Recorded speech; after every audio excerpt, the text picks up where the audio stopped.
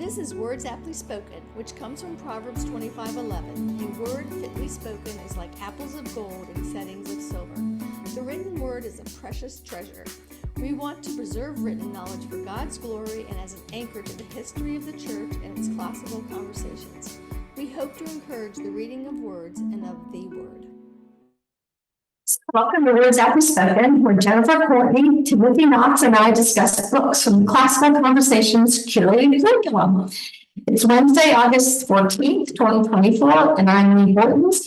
And joining us today is Stephanie Nieder, curriculum developer for Classical Conversations, multimedia, and book conversationer extraordinaire. Thanks for joining us again, Stephanie. So, Jennifer, tell us about this month's shows.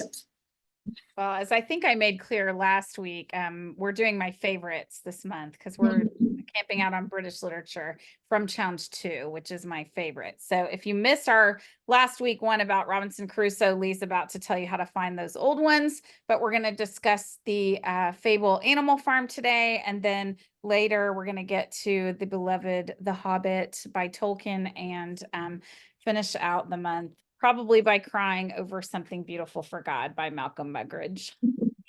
Yeah, so if you want to see us cry, you can find all these videos at Lee Bortons on the YouTube station. It's at Lee Bortons. You can also go to leebortons.com to see past episode calendar as well as upcoming calendar and links to our sponsor, classicalconversationsbooks.com, if you'd like to purchase any of the books that we are discussing. So there's just lots of opportunities to hear the insight that Jennifer and Timothy and Stephanie have shared the last 2 years, and I really encourage you to go hear more of what they talk about.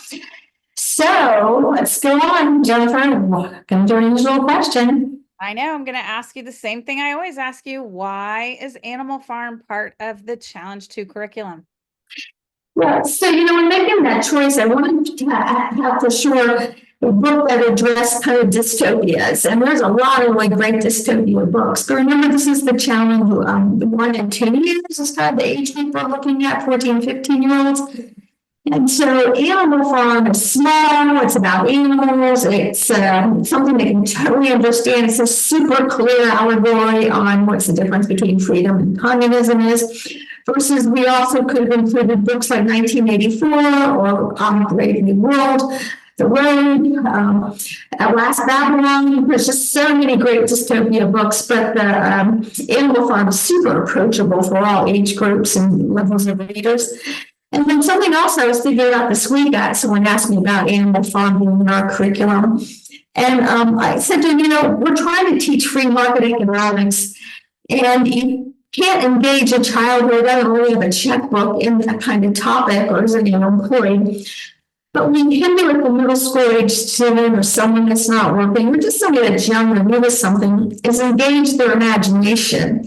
And Animal Farm definitely is a way to engage the imagination if you want to point out the morality of serving others and the workman's worth of wages and you can only serve one master, not two. There's just so many great biblical ideas expressed in the book, but they're all put in this terms of running a farm. And though it's not so close to our children anymore, we still have young folks who got in or do live on farms or like to fish. And so they have some connection to the story's characters besides the all innuendo as well as nuances that are expressed there. They have a chance of picking them up, but the general plot and storyline we can all follow.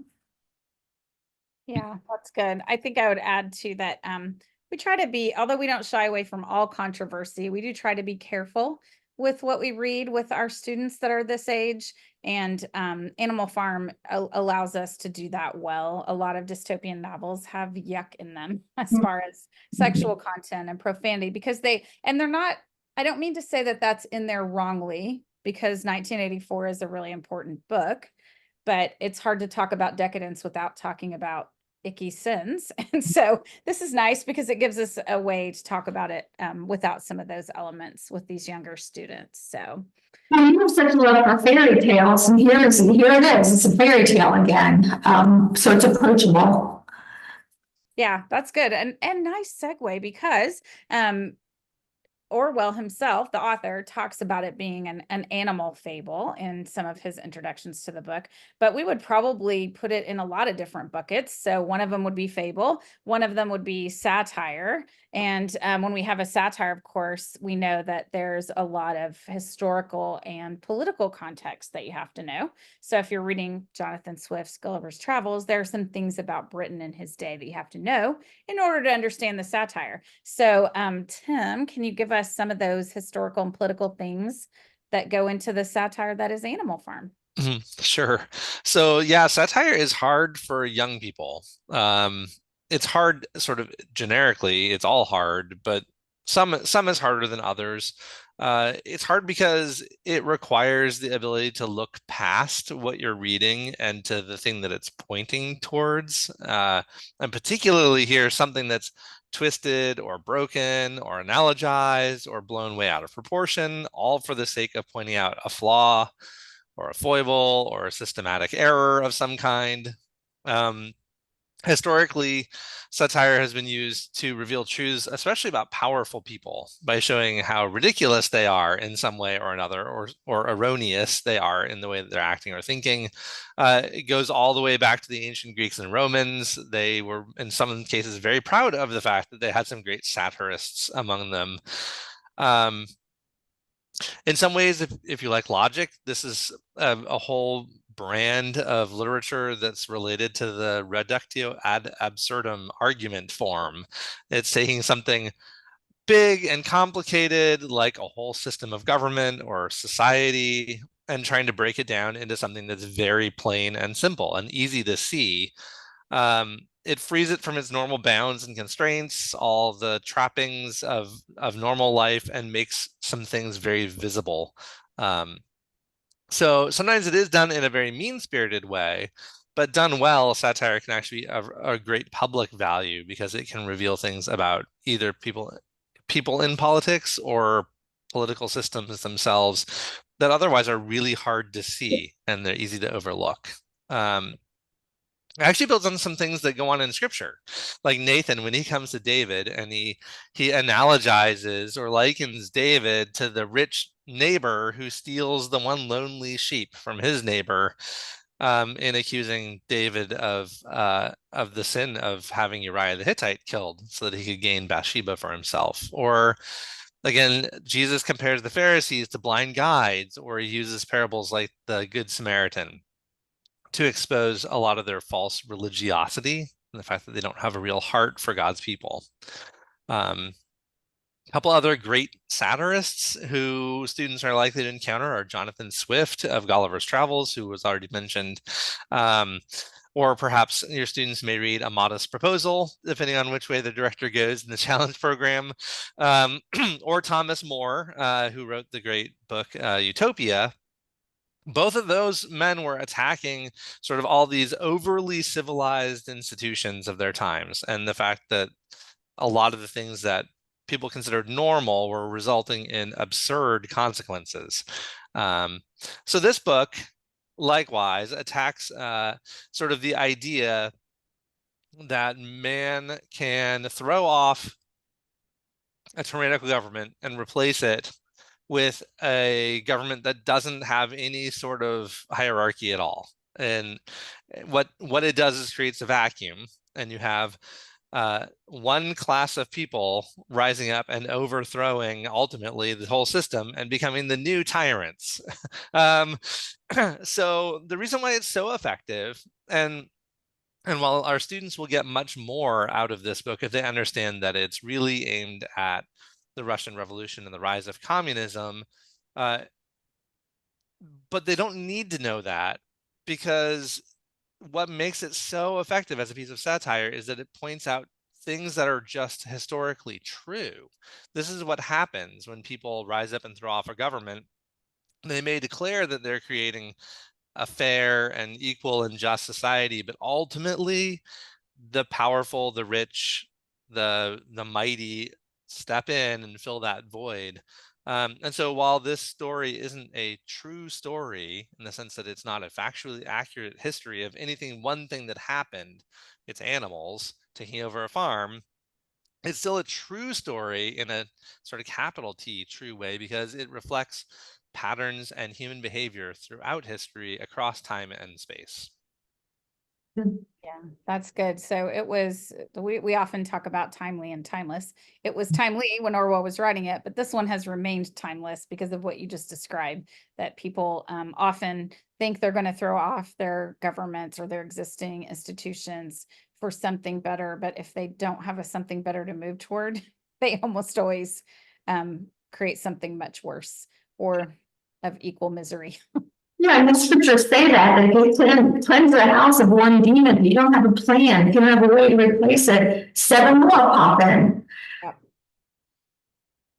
Yes, and this book is also timeless. There are a few lessons that we take from it. One of them has to do with the animal's constitution, which I know we're going to look at in detail in a little bit, so I won't go there. And then the other one has been oft quoted lately, and that is animals are equal. Some animals are more equal than others, which seems to be another lesson that humans struggle with. So Stephanie, Tim did a great job of talking about the first genre of satire, but we did also mention that it's a fable. So what is a fable? How is that like or unlike an allegory? What the heck is going on here? Yeah. So allegory is a category of work that uses symbolism and metaphor to teach a lesson. And then under that category of allegory, we have fables and parables. So either way, the characters and situations in the story represent ideas in all allegories. And some people actually say that allegories can be other forms of art other than words. It can be a movie or a painting. But we do usually think about allegories being written, like Pilgrim's Progress is one of the most famous. Allegories generally are longer than their short forms, parable and fable. So parables, the characters are normally human. So we think about Jesus's parables. The Boy Who Cried Wolf is a parable. And then fables, the characters are usually animals. So like the Tortoise and the Hare or Animal Farm. But all allegories are trying to use symbolism and metaphors to teach ideas and lessons, and parable and fable are the short forms of allegories. Nice. Helpful. Yeah, it was. That was really helpful, Stephanie. And I hadn't really thought about putting this book in the same category of The Tortoise and the Hare. I think that comparison would actually be really helpful to me. So, all right. Well, I'm going to have us take our break a little bit earlier today because last time we ran out of time to do the deep dive into the book. And I know we have a lot that we want to talk about the Animal Farm today. So I'm going to go ahead and let you do our break, Stephanie, and then we'll get back into the book. Okay. Yeah, so once again, I just want to encourage you to go to atleebortons.com. I'm sorry, I mixed up 2 things there. Atlee Bortons, my YouTube channel, or leebortons.com in order to get links to the previous episodes, as well as links to our sponsor, classicalconversationsbooks.com, in order to purchase the books that we are discussing. And of course, we've got the upcoming calendar, so you can buy it ahead of time. And we upload these each week. And so I really encourage you to, especially if you're in classical conversations and you're a parent or tutor, to read these to get good ideas for discussions to have with your students, as well as to maybe learn how to read literature a little better yourselves. So thank you, team, for helping me do that each week. And next week, I'm pretty excited because we're going to continue with a very popular favorite, The Hobbit by J.R.R. Tolkien. So that'll be very fun. In fact, we should probably schedule 3 or 4 hours, but we won't. I know. That's always the temptation. These books are so great. I wish we had hours and hours. All right. So we're going to start our close read. And I think Tim also has some slides for us to help us see the passages as we're working, and also maybe some fun chart activities. So I'll kick us off. So Stephanie, I think you're going to end up reading this first quote, but I'll set it up. In chapter 1, there is a boar. So we said these characters are all animals. And his name is Old Major. And he gives this very moving speech where he shares his dream of a world where animals can live together in harmony without the oppression of human control. And he then passes away a short time after. I think it's only a matter of days. And the rest of the animals begin to take action to make his dream a reality. So, Stephanie, can you introduce us to these characters? Sure. So, like you said, 3 nights later, Old Major died peacefully in his sleep. His body was buried at the foot of the orchard. This was in early March. During the next 3 months, there was much secret activity. Major's speech had given the more intelligent animals on the farm a completely new outlook on life. They did not know when the rebellion predicted by Old Major would take place. They had no reason for thinking it would not be within their own lifetime, but they saw clearly that it was their duty to prepare for it. The work of teaching and organizing the others fell naturally upon the pigs, who were generally recognized as being the cleverest of the animals. Preeminent among the pigs were 2 young boars named Snowball and Napoleon, whom Mr. Jones was breeding up for sale. Napoleon was a large, rather fierce-looking Berkshire boar, the only Berkshire on the farm, not much of a talker, but with a reputation for getting his own way. Snowball was a more vivacious pig than Napoleon, quicker in speech and more inventive, but was not considered to have the same depth of character. All the other male pigs on the farm were porkers. The best known among them was a small fat pig named Squealer, with very round cheeks, twinkling eyes, nimble movements, and a shrill voice. He was a brilliant talker, and when he was arguing some difficult point, he had a way of skipping from side to side and whisking his tail, which was somehow very persuasive. The others said of Squealer that he could turn black into white. These 3 had elaborated Old Major's teachings into a complete system of thought, to which they had given the name of animalism. Several nights a week, after Mr. Jones was asleep, they held secret meetings in the barn and expounded the principles of animalism to the others. At the beginning, they met with much stupidity and apathy. Some of the animals talked of the duty of loyalty to Mr. Jones, whom they referred to as master, or made elementary remarks such as, "Mr. Jones feeds us. If he were gone, we should starve to death." Others ask such questions as, "Why should we care what happens after we are dead?" Or, "If this rebellion is to happen anyway, what difference does it make whether we work for it or not?" And the pigs had great difficulty in making them see that this was contrary to the spirit of animalism. The stupidest questions of all were asked by Molly, the white mare. The very first question she asked Snowball was, "Would there be sugar after the rebellion?" "No," said Snowball firmly. "We have no means of making sugar on this farm. Besides, you do not need sugar. We will have all the oats and hay you want." And shall I be allowed to wear ribbons in my hair?" asked Molly. "Comrade," said Snowball, "those ribbons that you are so devoted to are the badge of slavery. Can you not understand that liberty is worth more than ribbons?" Molly agreed, but she did not sound very convinced. The pigs had an even harder struggle to counteract the lies put about by Moses, the tame raven. Moses, who was Mr. Jones' especial pet, was a spy and a tale-bearer, but he was also a clever talker. He claimed to know of the existence of a mysterious country called Sugar Candy Mountain, to which all animals went when they died. It was situated somewhere up in the sky, a little distance beyond the clouds, Moses said. In Sugar Candy Mountain, it was Sunday 7 days a week. Clover was in season all the year round, and lump sugar and linseed cake grew on the hedges. The animals hated Moses because he told tales and did no work, but some of them believed in Sugar Candy Mountain, and the pigs had to argue very hard to persuade them that there was no such place. Their most faithful disciples were the 2 cart horses, Boxer and Clover. These 2 had great difficulty in thinking anything out for themselves, but having once accepted the pigs as their leaders, they absorbed everything that they were told and passed it on to the other animals by simple arguments. They were unfailing in their attendance at the secret meetings in the barn and led the singing of Beasts of England, with which the meetings always ended. Right. That was so we have some characters here. So we've got Old Major, who we probably can't talk a whole lot about because he dies so swiftly. Then we've got Snowball and Napoleon and Squealer, the pigs. We've got Molly, the mare, Moses the raven, and then Boxer and Clover, the cart horses. So do you guys have an opinion about who you want to compare here? We're gonna do some comparison to look at these guys. Are we going to compare them to one another or to characters in the real world? Say that again, Lee. Are we going to compare them to one another or to characters in the real world that they represent? I think we were most going to compare them to one another, but along the way, we'll probably find out who they represent in the real world. guys have a vote. I mean, I kind of want Squealer to be in the mix, but since I'm the discussion leader, you guys have to decide on the characters. I was gonna say we have to have at least one of the pigs, I think. Yes. So And which then do you want, Squealer, Stephanie, or let's you have a different pig? You want Squealer? Okay. All right.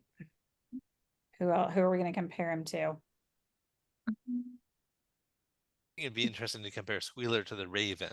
that's what I was just thinking. Let's do that. It's settled. All right.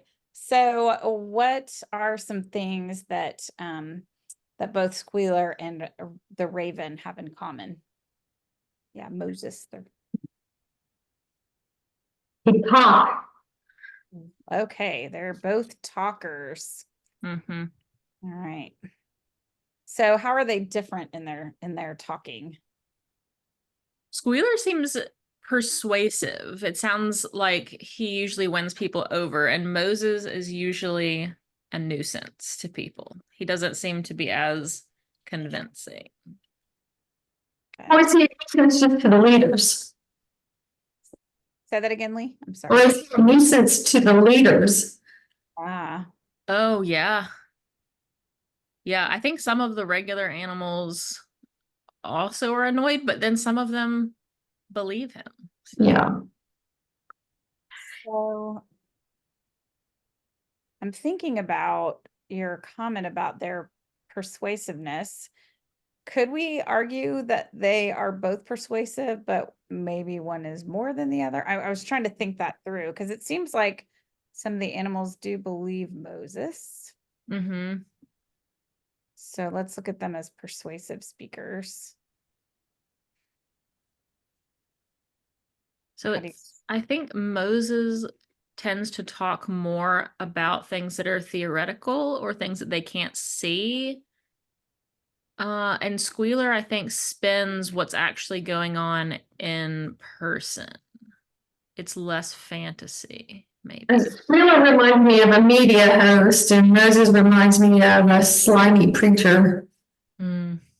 Okay, so poor Tim is having to let him get caught up. Maybe we should add a row under talkers and say that one of them is like a preacher. So is that what we're saying about Moses? And Yeah. that Squealer is more like a media, like a press Mm. secretary kind of guy. Yeah, he's second to the other two. Yeah. Good. Yeah, it's interesting to me that we talk often on this book club about that you learn about characters by what other characters say about them. Mm. And it really stood out to me that the others said of Squealer that he could turn black into white. Mhm. I don't think I want that reputation. Mhm. Well, that's saying you could sell, snowballs to an Eskimo in winter. Yeah. Like, just, I guess a little bit different, but in other words, you can make people believe what you want them to believe. Yeah. Squealer also- works hard to persuade people.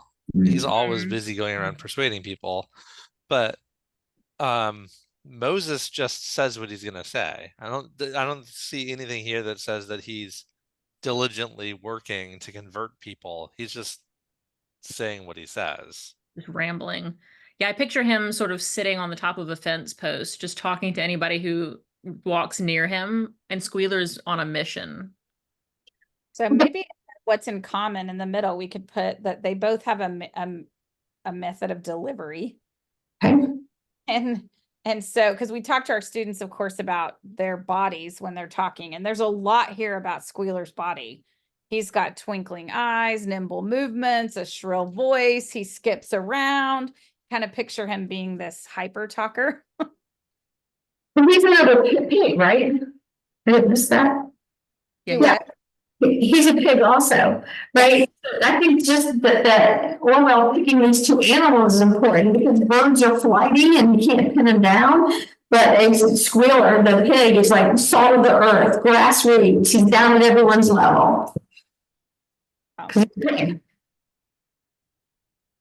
It also says that Moses is a spy. Yes. Okay, yeah. So if you had to contrast that maybe with Squealer, would you say that Squealer's more of a propagandist? Mm-hmm. Different from the job of a spy. Mm-hmm. I think that's part of the point of the black and to white, right? Let me spin this for you. Hmm.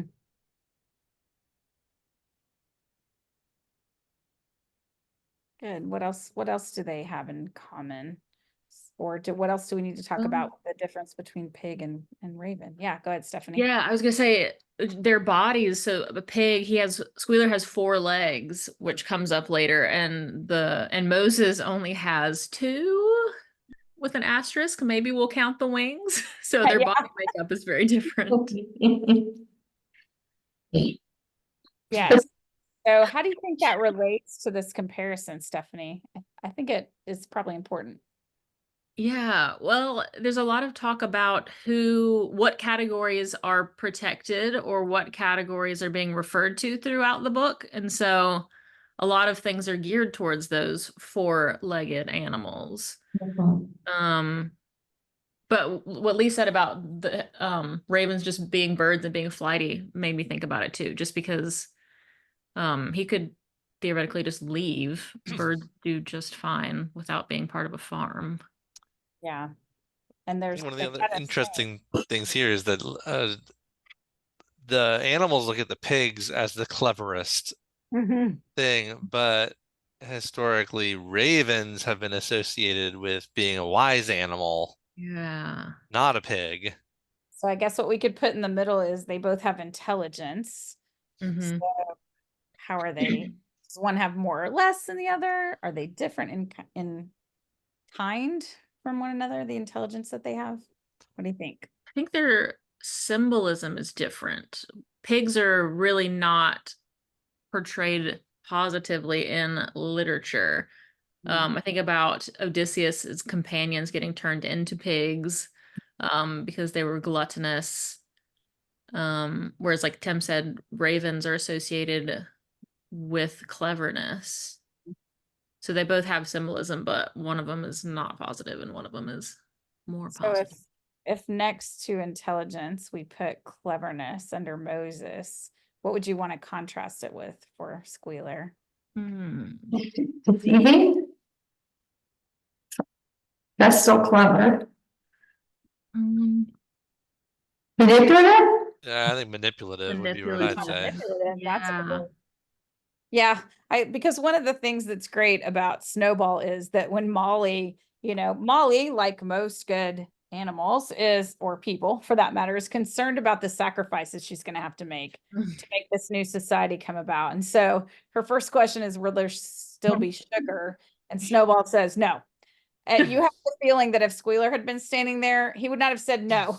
He would have made her feel better about the sugar. He would have turned black into white there. And then when she says, oh, can I have ribbons in my mane? And he says, no, that's a badge of slavery. You feel like, again, Squealer would have somehow turned that around so that she would feel better about it. Yeah, I think they both have a message, right?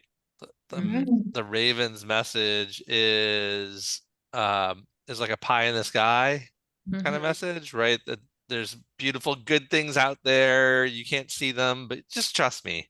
But Squealer's is all about sacrifice, right? And especially group sacrifice, right? We're all going to make these sacrifices. We're all in this together.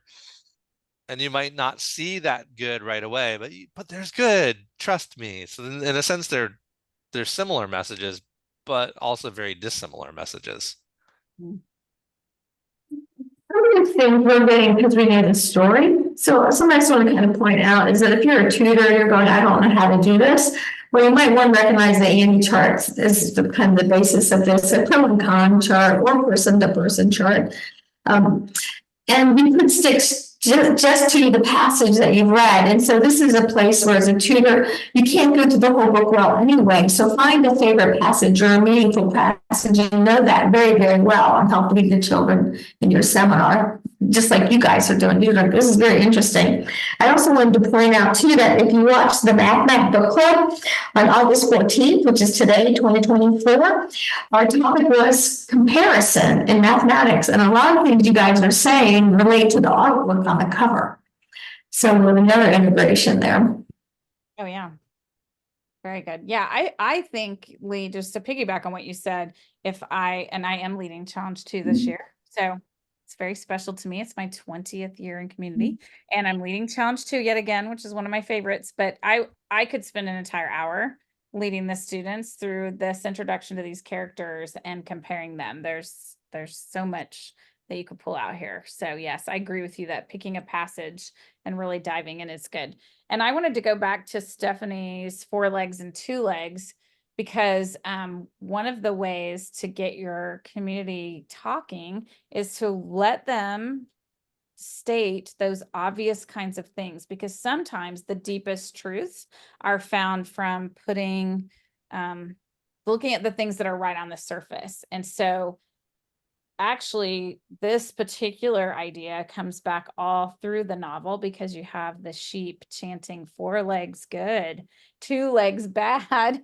And it's because the 2-leggedness is associated with humans. So I think probably, and we've already said Moses is a spy. So this 2-leggedness automatically separates him from the farm animals who are trying to form this new society. He's out already just because of his body. All right. I think you have a lot more for us to do here, so we probably move on. All right, that was really good discussion, and that is a really simple thing that you can do with your students. So, all right, so we get to chapter 3, and then and there are many moments in Animal Farm that, even though we've said it doesn't have some of the icky content of other dystopian novels, that is not to say that you cannot have your blood be chilled by it, because it is very prophetic. And so there is a moment in chapter 3 that we're going to read about now that I think homeschooling families might find chilling. So Tim, do you want to read this one to us? Sure. Napoleon took no interest in Snowball's committees. He said that the education of the young was more important than anything that could be done already grown up. It happened that Jessie and Bluebell had both whelped soon after the hay harvest, giving birth between them to 9 sturdy puppies. As soon as they were weaned, Napoleon took them away from their mothers, saying that he would make himself responsible for their education. He took them up into a loft, which could only be reached by a ladder from the harness room, and there kept them in such seclusion that the rest of the farm soon forgot their existence. Ugh. So where have you guys seen this play out? All of school education for the last 100 years. Yeah, that's pretty sobering, isn't it? I think I'm gonna get this paragraph and do something with it. I don't know, put it on a bumper sticker or something so I can hand it out in small ways, or business card, because what this points out to me is it doesn't matter if you have good intentions or bad intentions. It's so wrong to separate children from their parents. You may think you're a lot better parent, better teacher than the ones God gave them, but that is not the appropriate response. The appropriate response is to help the parents become better at what they do, rather than removing the litter, like you see here in this picture. That's a picture. It's like a picture, isn't it? It is. And you think, I mean, so speaking of comparison, this is a common idea that runs through dystopian novels. There are many of them in which the children are either, they basically are removed from their parents once they're conceived, or sometimes even before. They're incubated by the state and raised by them in order to be servants from the state, for the state. And I was chilled while Tim was reading, because I just had a conversation with several families at the Global Home Education Conference where they were under threat of having their children removed from their home because the state saw home education as a threat to the state, and saw that these families as coming up with an alternate state. And so we get easily confused about who the children belong to. And that was true in our country in the late 1970s, early 1980s. For about 10 years, children were taken away from American parents for home education. So it's not far removed at all. Yeah. this is also, I mean, you see it all over the world with people who have a cause will take children to make child soldiers out of them, to make them the most passionate, ardent, unquestioning kind of follower. You've seen it all through human history. The brown shirts, and with the Nazis is a great example of that. But you think of The Sound of the Music, and how awful that is, right? To turn children against parents, and one generation against another. And it's not just that Snowball takes these puppies to go raise them to just be sort of conformist to their view of what society should be, but those become his attack dogs, right? He uses them to destroy anyone who comes along that opposes Napoleon and Snowball and Squealer's vision for their community. So it's a particularly awful thing, that they have plans for these children, not just that they're taking from the parents, which is bad enough. The other thing is, like, to use analogy, is you don't need to burn books if you just make sure nobody wants to read a book. And that's where we are now in our culture. And what's happening, analogous to this in family life, is nobody wants children anymore. They don't even want them, right? So they've forgotten their existence. Yeah, the forgotten quality of them is what struck me when Tim was reading this time. Just that the puppies were kept in such seclusion that people forgot about them. And the puppies then also weren't raised in the community. So they could be told all sorts of lies because they weren't really experiencing the true culture, the true community. They didn't know what the state of the farm really was because they were kept away. And nobody knew what they were being indoctrinated by because they were kept away. And so just on both sides, it's keeping them in and keeping them out. The society that's best known historically for doing this on purpose is the Spartans. And even the Spartans had enough sense to not hide young men in a building all day long, because they had to get out and fight and lead and be part of the community, whether it's in battle or in protecting their homeland. They were a warrior nation.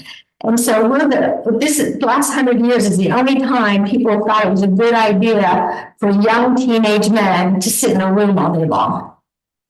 That's another form of seclusion. And so now they don't know how to be men, and so we're having this struggle right now with identity and gender and all the things going on. It all matters when you sever people from the natural way God intended them to live. There's no centralized plan that can do a better job than Jesus Christ. Yeah.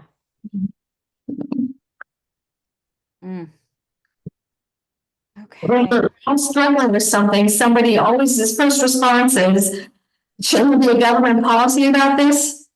Like, whether it's the poor or highways, it doesn't matter. Shouldn't there be government policy? And I have a friend who says there should be more in our think tanks, meaning our brain. There should be more in our think tanks than public policy is the only solution. And that's where we've gotten now too, because the young people don't live out in the world anymore to know there are other solutions. Well, in this case, like, no one said anything. No one stopped Snowball from taking the puppies away. No one asked questions. It was like, oh, okay. I mean, it's just puppies. It's just fetuses. It's just old puppies. It's just Jews. It's all the same thing. So that's again what makes this so timeless, right? Is it applies to so many things and not just the one thing that Orwell was pointing at specifically. Well, this one you may not want to talk about with the kids so much. It's very adult in its nature, but there's so many other good sections that I think are more appropriate. None of this is inappropriate, but it's scary. Yeah. Good. Well, for the sake of time, I'm going to move us on to the next sort of phase of the new society that they're trying to form. So all new societies have to have some governing principles, some rules, a constitution, whatever you want to call it. There has to be some governance. And so what they come up with for their society is animalism, and they come up with their 7 commandments. So Stephanie, you want to read that passage and the commandments to us? Sure. So these 7 commandments would now be inscribed on the wall. They would form an unalterable law by which all the animals on Animal Farm must live forever after. With some difficulty, for it is not easy for a pig to balance himself on a ladder, Snowball climbed up and set to work, with Squealer a few rungs below him holding the paint pot. The commandments were written on the tarred wall in great white letters and could be read 30 yards away. They ran thus, the 7 commandments. Whatever goes upon 2 legs is an enemy. Whatever goes upon 4 legs or has wings is a friend. No animal shall wear clothes. No animal shall sleep in a bed. No animal shall drink alcohol. No animal shall kill any other animal, and all animals are equal. So how does this go for them? So at first it's giant, it's printed where everyone can see, it's in writing, everyone can read it 30 yards away. Does this phase of things last? What happens? Starts getting tweaked slowly but surely. Yeah. Stephanie, you commented earlier about 4 wings or 4 legs or maybe wings. How does that relate to here? Yeah, somewhere along the line it gets shortened to 4 legs good, 2 legs bad, because the whole concept of whatever goes upon 2 legs, whatever goes upon 4 legs, that was a little too wordy, I guess, for some of the animals. So they just shortened it to 4 legs good, 2 legs bad, and then there was like some arguing or some persuasion about how birds could factor into all of that. Because the birds are animal and the 2 legs originally is for Mr. Jones, right? People. Yes. And so I think they say that it's the picking up of things that, like, it's hands that are bad, is what they say. It's not really the number of appendages, but if you have hands, that's humanoid. So birds are fine because they have legs and then wings. Mhm. Yeah, but I think what you said is really important, that those 2 commandments, and they're the first 2, they slowly morph into something much simpler, which is 4 legs good, 2 legs bad. And I see that right now in our rhetoric. No one wants to explore ideas together. They just want to oversimplify. And that's a dangerous place to be if you really want to understand one another and live together in community. Oversimplification is not your friend. So, And Yeah. they change them not just in the way they talk about them, but eventually they actually change them in writing as well, right? They actually rewrite these, but nobody knows because nobody knows how to read. Only the pigs know how to read, and the donkey, who we haven't talked about today, but I definitely would commend it to you, as a reader, to pay a special attention to the donkey in the era that we live in. But that simplification or the slow modification, right? That it stops being no animal shall sleep in a bed to, well, it's what we meant by that, or what that means isn't just sleep in a bed, but sleep in a bed under the sheets. That's what's the problem, right? And we have that continual slide in the way that we talk about things, right? It's a simple statement at first, but we nuance it until it really doesn't mean anything like what it originally meant. That's our right. that's the way our court system has gone, right? Since we started our country, everything has been explained or nuanced or evolved and doesn't mean what it meant in the first place. Right. And then people get exempted from it. So eventually commandments 3 through 6, the pigs get an exemption and they're allowed to do all 4 of those things. And no one holds them to account because they can't remember the original commandments anymore and they can't read. And so.